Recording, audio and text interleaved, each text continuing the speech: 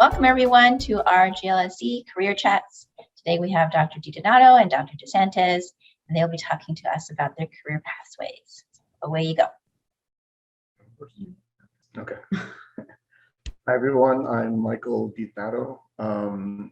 So I did a Bachelor of Science undergrad and combined specialist in biochemistry and chemistry at U of T, and then also followed by a PhD in biochemistry at the University of Toronto. I was in the lab over at SickKids. Then following that PhD, studying metalloprotein biochemistry, we moved to the Scripps Research Institute, which is located in La Jolla, California, and did a postdoc in a metallo biochemistry lab that was also looking at using structural biology, X-ray crystallography to understand mechanisms of action of metalloproteins. I did a 3-year PhD there, and then got an industry position with Novartis. They have a research institute in San Diego. It's called the Genomics Institute of the Novartis Research Foundation. And that was in 2003. I've been there ever since. And since being there, I sort of started off in the structural genomics field, then progressed over to doing drug discovery for small molecules, and now doing a lot of biotherapeutic development, protein engineering, and structural biology. Awesome. So I also started out at the University of Toronto. I completed a bachelor's degree, double specialist in biochemistry and chemistry. In fact, that's where we met. It was a fantastic program at the time. I don't think that the University of Toronto offers it anymore.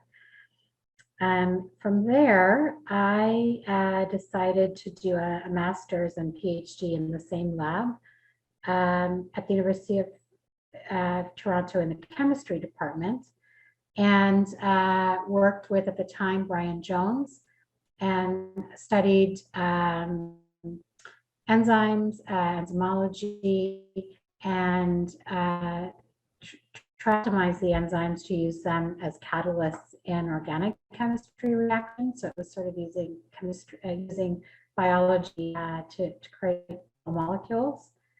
And during that time, I kind of realized that I needed to learn a little more molecular biology if I was going to try and do, if I wanted to use enzymes as tools. And the whole field of directed evolution was just kind of coming up. And so I came to Scripps and worked in the lab of Chiwei Wang, who actually is a bioorganic chemist focused on carbohydrates.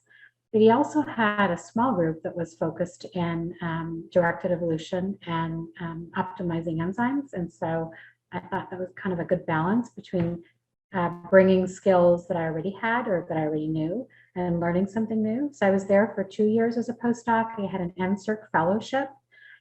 And at the end of that 2 years, I was ready to get out of academia and, at least for a little while, go to industry. I wasn't sure how long that would be, and if I would go back to academia. I thought that that would be a possibility. And Michael at the time was still wanting to do another year of postdoc. And so we thought, okay, well, we'll hang out here in San Diego for another year. I took a job with a company called Diversa at the time. They were a startup, or I guess a little more senior than a startup, but they were about 200 people. And it directly utilized the work that I learned, or the experience that I learned in my PhD and postdoc work, because I was doing directed evolution of enzymes. I was creating assays so that we could screen those enzymes, and you know, did a lot of collaborations with bigger companies. And through those collaborations with bigger companies, I kind of learned the difference of what a big company and small company is like to work in. By the time I left Illumina, they had kind of grown a little bit. Diversa had grown a little bit to a few hundred people, and then shrunk again because they were starting to lose money and lose funding. And around that time, I got a call from a recruiter, actually through a friend of a friend that I had worked with at Diversa, and decided to take the plunge and start something new. And so I went to an IVD company to make diagnostic products. Just as I was getting a little nervous that Diversa might, lose funding or that sort of thing. Diversa didn't lose funding; they got bought. Spent 3 years at Alere, developed products that were presented in front of the FDA, and it was a really different experience because it was less focused on science, although there was science, but it was now sort of interacting with quality organizations, regulatory, project management, etc. And actually, I learned that I really missed the science. And so I left Alere to go to a smaller company again, Sequinome. And Sequinome was a company that was focused on developing genomics-based assays for non-invasive prenatal testing. So they developed and launched the first ever non-invasive prenatal test. Now there's a lot of different players in that space. And initially they were trying to use mass spec as the readout tool. Eventually they moved to NGS, so they were using Illumina technology. And I helped develop a lot of their upfront biochemistry for high throughput extraction and library prep while I was there. And we used Illumina tools, so I was an Illumina customer. And at some point I kind of decided that I wanted to see what was inside the Illumina machine and chemistry and the assays. And again, a friend reached out to me telling me that there were openings and they were looking for a specific position to fill at Illumina. So I took the plunge, went to Illumina, and have been there ever since. I've been there for about 7 years now. I lead a team that is focused on making assay products for both next-gen sequencing as well as for microarrays.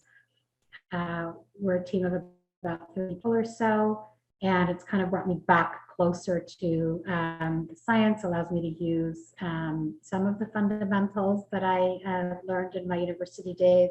But honestly, I spend a lot more energy on things that I didn't maybe formally learn in university, and as a result of having to manage people and projects.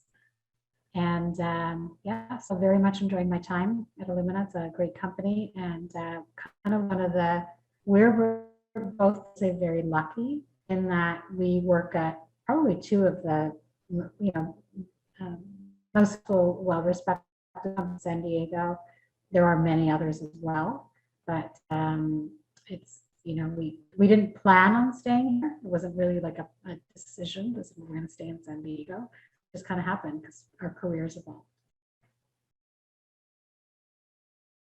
But happy to chat or answer questions or whatever works for you guys. Yeah, great. Thanks for sharing, Mike and Grace. So while we wait for questions in the chat, I have a ton of questions. So I'll start with my questions. We have some students here that are interested in industry R&D and they haven't been in it.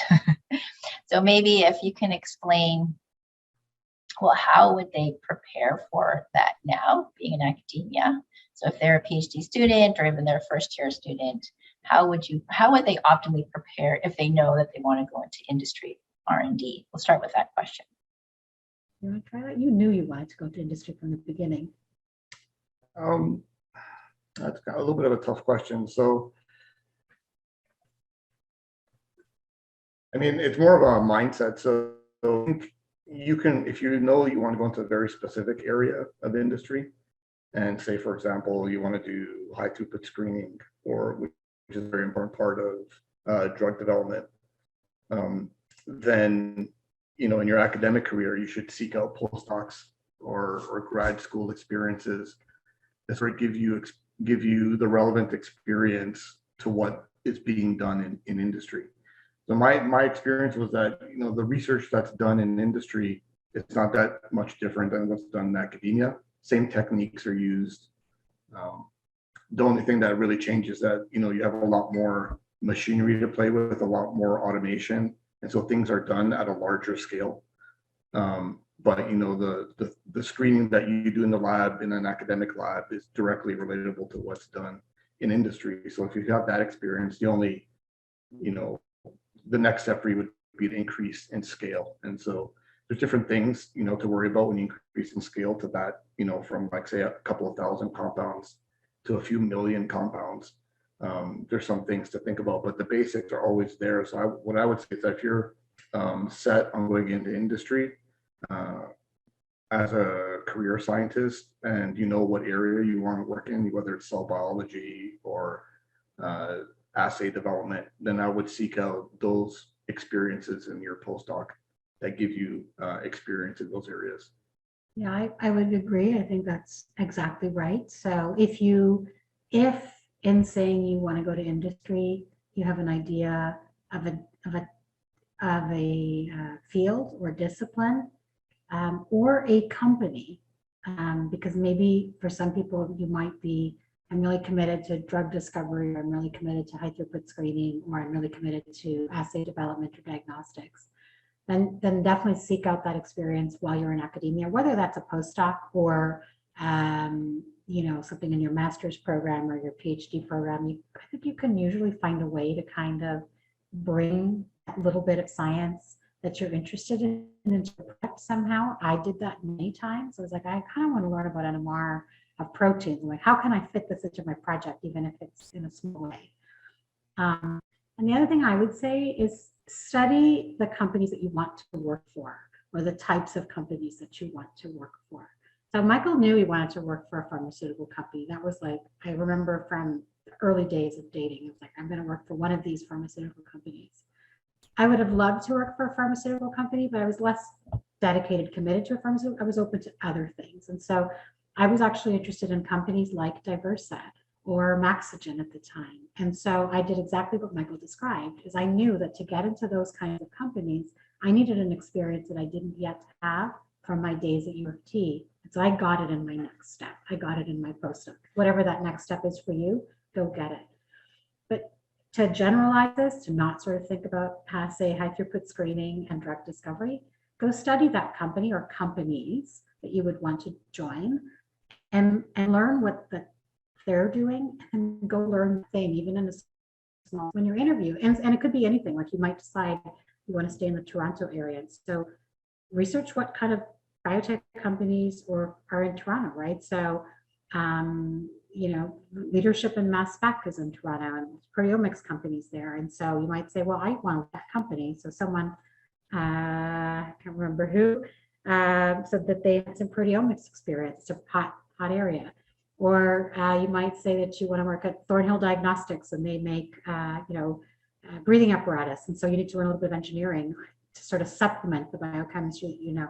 Go learn about that company and figure out how your experience fits, because it'll allow you to position yourself with the experience you already have, and go supplement it if necessary. That's the first step to get in. Once you're in, it's a whole different kind of beans, because you might stay on the research side, you might go into development, you might go into regulatory, you might go into policy, etc. But your in is leveraging your technical experience.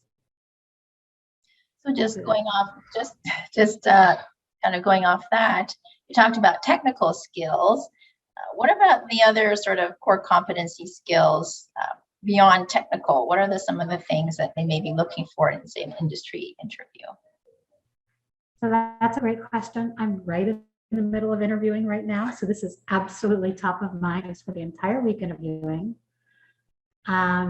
I always look for technical competency and foundation of understanding, because I don't have time. We don't have time to teach that in industry.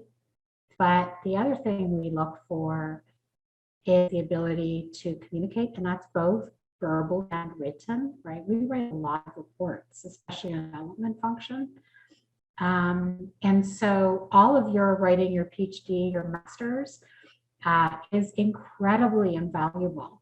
And so highlighting and showcasing that is important.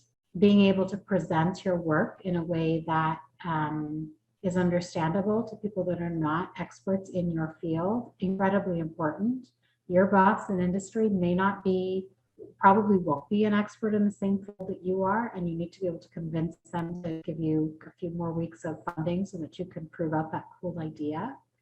Collaboration skills that you're learning in academia are critical, because I think there's the notion that in academia, you kind of got to solve it yourself. Absolutely not the case in industry, at least in my experience. If you can't figure it out yourself, you better be collaborating with someone pretty quickly to figure it out for the benefit of the company. And so those soft skills, as some people call them, are just as important. And especially in North America, organizations aren't super hierarchical. And so you kind of have to understand the dynamics of the organization to be able to navigate it. It's not just about getting the science done. That would say in terms of other skills. I don't know if there's anything you want to add to that. Well, that was pretty detailed. But I would say definitely the communication is key, because I don't know how many interviews I've sat through where the technical competence is off the scale and you can tell the person's really intelligent, but they just can't give a talk and they can't explain what they did. And that's usually a big red flag. And being able to collaborate in a team is extremely important. And so how would students show that they can collaborate on a team? Is it through the interview, or is it on their resume? Like, how do you look for that skill? I think so. Obviously, if you're in a postdoc, I think now this is a lot easier than it was before, but a lot of labs are very interdisciplinary. And so you're working on complex projects that requires, different skills, and maybe in the same lab or in different labs. There's always many authors on a paper. So, the more stories you can present where they're like larger problems that you worked on, where you had to engage with a bunch of different people to accomplish the task, I think that shows very well on the resume. And describe that in your interview, right? So when you're giving that talk, where someone synthesized the molecule and someone purified the protein and someone did the biophysical characterization, describe that. Tell them. If you just tell the story of the result without explaining that you work with these different functions, they're not necessarily going to extrapolate. And we actually appreciate you giving credit to your peers and colleagues. And you don't want to kind of go overboard and spend your time talking about doing people's stories the whole time, but it really matters. And seek out those opportunities for collaborations now, because it'll make your science better now. But yes, it will also help you get that job, because it'll show that you can do it. Mm-hmm. Kevin, you want to unmute yourself and ask your question? Sure. I had a specific question. Let's say if a student ultimately wants to be in the R&D industry, but don't know clearly which position or what field per se, do you think, let's say, on an entry level in the industry position as an entry scientist or analyst would be more beneficial, or perhaps what you both did, pursuing an academic postdoc for a couple of years, will be more helpful? If, let's just say, both of the salaries are similar between the academic postdoc and an entry level industry, which I'm not sure if that's the case. I think the world has changed. I think 10 years ago, a few more than 10 years ago, when we were postdocs, I think it was almost an expectation that you did a postdoc. Or did a postdoc because you wanted to add a skill set. I get interview candidates now, both with postdocs and without postdocs. Right. Everything being equal, I prefer the one with the postdoc, because they just have a richer experience, right? It's like they have the experience from lab X and they have the experience from lab Y. However, we do hire people without postdocs more and more, and they can be excellent. And they just sort of explain why. You want to do academia, you want to do industry, and you're willing to you're wanting to learn the technology of the company, and you want to grow with the company. One of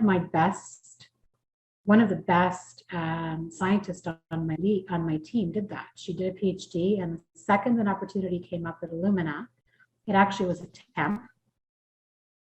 She took it. She joined the company as a temp out of a PhD, which I would have, if someone told me that I should do that, more than 20 years ago, I would have thought they were crazy, and I would be career suicide. She knew she wanted to work at Illumina. She wanted to work in San Diego. And she's phenomenal, right? She's just really smart, hardworking, great communication skills. And she's learning Illumina. She has learned. She's now been with the company 9 or 10 years, and she's, leading a small group. And she has grown with the company. I think it also depends on the company, and maybe in other companies that's not as doable. So I think both paths are possible. I don't know what you would say for a company in pharma and Novartis, if it's different. So I would say that for industry, a postdoc is not strictly required. And you came with a postdoc as opposed to somebody that just graduated with a PhD. I don't know that it really gets you that farther ahead in terms of the position you start at in the company. So when in your question, when you said like a general scientist, analyst position, that type of position doesn't really exist.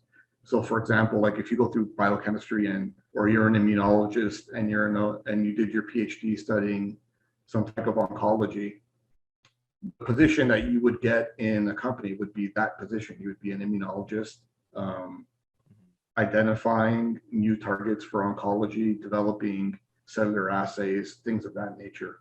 So they'll hire you for the position where your core competency is. I think the way I used to think of, or the way I thought of my postdoc was coming out, being trained as like a classical biochemist. I felt that I needed to learn a structural biology to sort of augment what I could do in sort of attacking a problem. So I ended up postdoc in a lab to learn X-ray crystallography. And then I end up now, that's my major focus in industry is as a structural biologist. So I would say the postdoc is not going to hurt you. But I wouldn't have the mindset that I'm going to go do a postdoc and then I'll go into a higher level position, because it doesn't necessarily translate that way. But I would look at the postdoc as an opportunity to go learn something that you think will give you an advantage for the specific position you want in industry.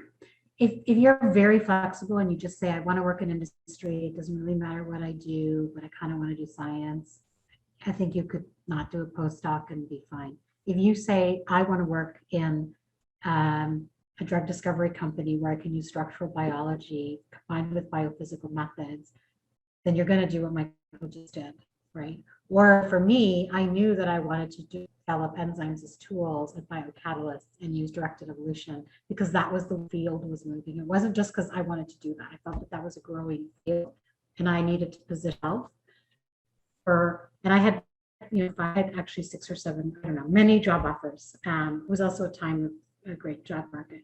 So it depends how specific your desire is. And your desire specificity might be different, right? So it might not be that you want to work at a field or a company. It might mean that you want to work in a geography, in which case then you better tailor your skills or accept the requirements of the skills for that geography. So the skills geography in downtown Toronto might be different than the skills, that are required in if you want to live in the northern part of Toronto, or if you want to live in Mississauga. Or, Boston, San Diego, and the Bay Area, they've got a little bit of everything. But sometimes, again, it depends what your actual goal is. You can definitely tailor. If you want to be a generalist, I think that's fine. I think a postdoc's not then a mandatory thing. Well, thank you very much. Yes, Just to follow up. Oh, sorry. Go ahead, Angie. Just to follow up in that topic, what about master's versus PhD? I just finished my master and I have the possibility of doing a PhD. And I'm contemplating both options, just like trying to go and dig deeper into I guess my question will be, if you have the skills that are fits in a job description, and if you have a master or you have a PhD, what will be the one that you will hire? And based on your experience, not just in your field, but in general in pharmaceutical companies, what is the perception? Is better one or the other? Or if you have just the skills that are needed, that's enough? Yeah, that's a great question. It depends what I need to achieve is my answer. And I've hired both.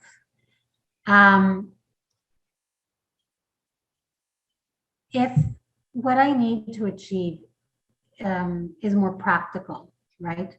I need somebody that is going to immediately contribute at the bench in a very focused way. And either that skill set is very clear, so it might be analytical chemistry, or I don't see it evolving dramatically in the short term. I'm going to hire the master's student. My expectation is the master's student is going to be able to churn out more faster in a more focused way. I'm going to hire the PhD that could do that same lab work if they have that same training. If my intent is to ultimately position them for more growth, that's my personal view. The idea of a PhD training combined actually with a postdoc training is not just specialization, but being able to kind of broaden your horizons of the types of concepts, not just techniques, but concepts that you can apply to bring to bear on a problem. And so I think while the entry-level PhD and the entry-level master's, so straight out of school, might be able to do the same job at the beginning, a highly trained PhD postdoc that really has committed, frankly, their, most of their life to developing a broader and deeper knowledge base. The vision is that they're going to be able to conceptualize and solve problems at a totally different scale. So this is a messy topic, actually. It's a hard topic for somebody like me that manages both, PhD, masters, bachelors, because I have many people on my team that ultimately, for the bachelors or masters, want to get to the same title level of responsibility that somebody with a PhD has achieved, not at the beginning, after many years. And in some companies that's possible, but it is not easy. In some companies, it's actually, there's an obstacle without that those letters of PhD. And it's actually not because of the letters. The obstacle isn't the letters. The obstacle is to do with a reality and a perception of the degree of training that you kind of have to get to for that next level. So it really depends what you want to do with your career ultimately. If what you're looking for is, an entry now, I think a master's is absolutely fine. And in some cases, I might hire the master's over the PhD. But if what you're trying to do is, ultimately you have this ambition to propose and solve problems, to lead very large teams in an R&D setting, not in a, somewhat science setting in ops or in quality or in project management, the PhD will help get you there. You don't do a PhD to climb a ladder rung. You do it because you really want to passionately pursue knowledge. Otherwise, it won't help you. That's my long-winded answer. I don't know if Michael has a different perspective. No, I agree with all that. I guess I would just, again, emphasize the point that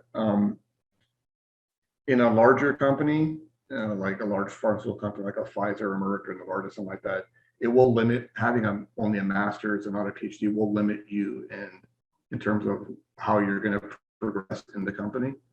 And it's great. It's not because when we hire a master's person, they're put in a position where you don't necessarily have the opportunity to contribute at a higher level. Whereas PhD students come in and they're expected to basically be like mini PIs. So you'll have a PhD and maybe 3 or 4 bachelor's and master's level people reporting to that person. They're kind of running their own show. So there is, unfortunately, I agree with Grace, there is like a limit that's going to be imposed on you because you don't have a PhD. And that limit is, as Michael said, I want to emphasize, it's bigger at bigger companies, it's bigger at more technical companies, and it's bigger in research than it is in development. So my team does both research and development. In development, people can break through it because there it's less about the science and more about the business processes, about how you optimize something and bring it to market. It's still science. It's not you know, regulatory, but there you can break through it more. But on the fundamental sort of research side, you will see more of that limit. That's Awesome. very clear. Thank you very much. Thanks for the question, Angie. So for those of you that are in the audience, please stay. We're here till 8 o'clock, but we're just going to say goodbye to the people that are watching in the future. And if Michael and Grace, if you want to give people watching at home one piece of advice as they go forward on their career journey as graduate students, what would that be in, say, like a minute or less for each of you? Well, that's a tough question. So I would say study what interests you, not necessarily what you think you need to study to get into a certain position, because in the end, you need to be passionate about what you're studying. And wherever that's going to take you, that'll take you. There's, you know, scientists are needed in all fields, in all companies, everywhere. If, on the other hand, you have a very specific place where you want to work, then your best chance of getting into that place is, as Grace mentioned earlier, is to refer your research experience to the technical or research competency that's in that company. I'd say the same. Follow your passion. I guess I would say do what you're passionate about, and be passionate about what you do. I would say I guess I would say I'm a bit more applied than Michael is. And so if you are very specific about your direction, do make that investment to tailor a little bit, you know, do work on your soft skills and communication skills and ability to demonstrate them.